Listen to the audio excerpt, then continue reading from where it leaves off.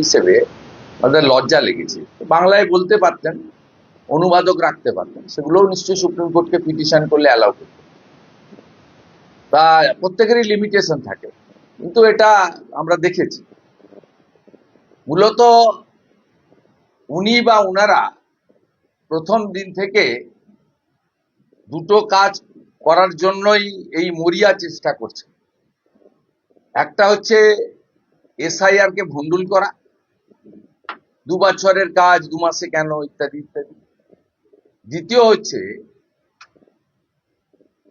উনি চান 2024 সালে মৃতযুক্ত, ফেক যুক্ত, ট্রিপল ডবল এন্ট্রি যুক্ত এবং বাংলাদেশি অবৈধ অনুপ্রবেশকারী অর্থাৎ বাংলাদেশি মুসলিম এবং রোহিঙ্গা যুক্ত ভোটার তালিকায় নির্বাচন হোক, যা ইতিমধ্যে মাইক্রো অবজারভাররা আসার আগেই বিএলওদের দ্বারাই, উনার নিয়োগকৃত বিএলওদের দ্বারাই 58 লক্ষ বাদ হয়েছে।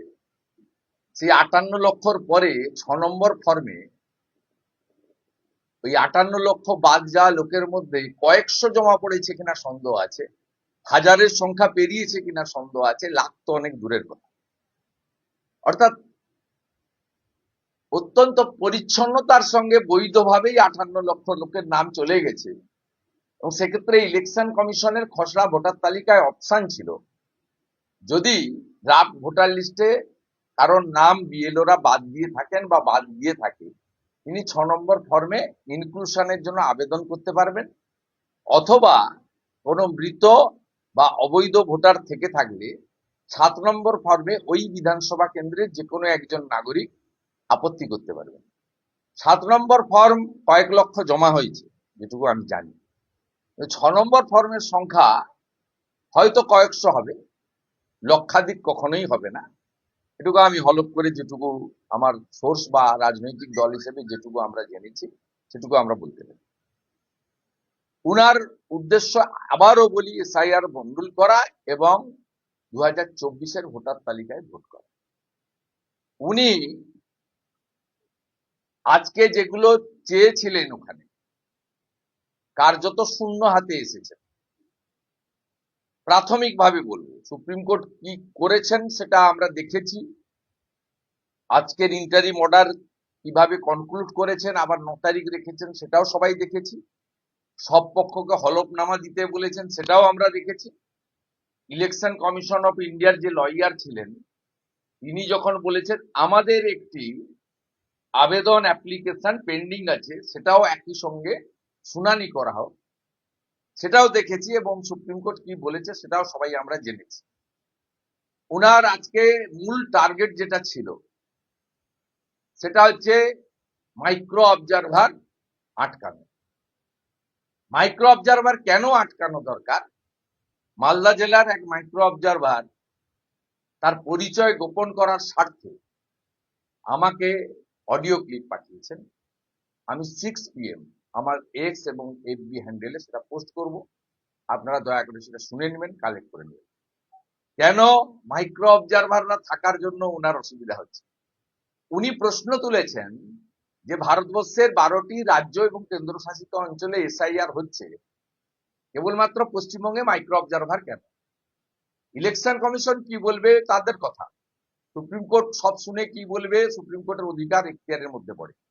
কিন্তু আমি এই রাজ্যের বিরোধী দলনেতা এবং পাবলিক রিপ্রেজেন্টেটিভ হিসেবে, জনপ্রতিনিধি হিসেবে আপনাদের সামনে কারণটা বলে দিচ্ছি। মাইক্রো অবজারভার এই রাজ্যে দিতে বাধ্য হয়েছে ইলেকশন কমিশন, তার কারণ এসডিও র্যাঙ্কের ইআরও পশ্চিমবঙ্গে মমতা বন্দ্যোপাধ্যায়ের নেতৃত্বাধীন নন্দিনী চক্রবর্তীর প্রশাসন, আগের মনোজ পন্থের প্রশাসন ইলেকশন কমিশনকে দেয়। ভারতবর্ষ সর্বত্র বলা আছে এসডিও র্যাঙ্কের অফিসার হতে হবে। এসডিও র্যাঙ্কের অফিসার কারা হবেন? ডাগরের আইএসরা হবেন এবং ডাব্লিউবিসিএস এ ক্যাটাগরিতে যারা পাস করবেন তারাই হবেন। যারা জয়েন্ট ভিডিও থেকে প্রমোশন পেয়েছেন, ল্যান্ড ডিপার্টমেন্ট, রেজিস্ট্রেশন ডিপার্টমেন্ট সহ অন্যান্য ডিপার্টমেন্ট থেকে যারা আমাদের বিডিও বা ডেপুটি ম্যাজিস্ট্রেট হয়েছে, তাদেরকে ইআরও করা যাবে না, এটা একদম ক্রিস্টাল ক্লিয়ার। আমি আশা করি এর পরের দিন শুনানিতে খুব ভালো জায়গায় ফেঁসেছেন মুখ্যমন্ত্রী।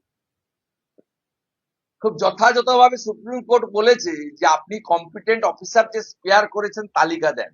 তালিকা সবার কাছে আছে, আমার কাছে আছে। 294 অ্যাসেম্বলি, 294 ইআরও, 225টা ইআরও যারা ইলেকশন কমিশনের গাইডলাইন বা অন্য রাজ্যের গাইডলাইন অনুযায়ী ইআরও হতে পারেন না, ইনারা ইআরও করেছেন। আপনি বলবেন সংখ্যা নেই, আমি বলি 300-র উপরে ডাইরেক্ট WBCS অফিসার রয়েছেন। এখনো 10 জন আইএএস অফিসারকে বসিয়ে রেখেছেন, যাদেরকে আপনি এসডিও করতে পারেন।